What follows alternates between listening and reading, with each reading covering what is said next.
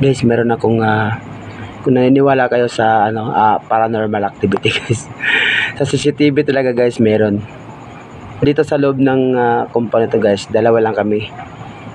Pagpanggabi, yung cleaners dito at saka ako. Ito guys, tingnan nyo ito guys sa puno. Yan nasa puno na yan. Pagka alas 12 po, yung part ng CCTV na to is nagkakaroon ng usok dyan. Itong buong video na yan.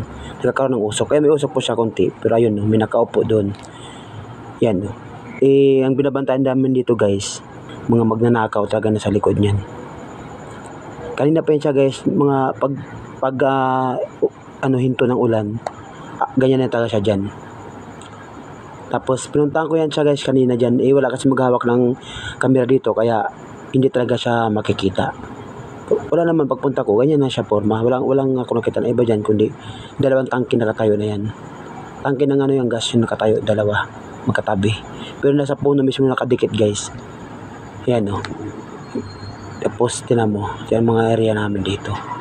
Yan palagi namin binabantayan itong area na to, kasi dyan yan sa may taas, yan sa may gilid tangke na yan, na malaki. Dyan nang dumadaan yung mga magnanakaw guys. Tapos nung nirobing ko na siya yan guys, wala akong nabutan dyan. Tapos ito, papakita ko sa pagbalik ko. Ito na yung video pagbalik ko. Wala, may video dito na yan, pinutol ko lang kasi. Ito may video dito guys na yan, ito. Pagbalik ko na yan na yung video, wala na laman. Pagbalik ko na dito,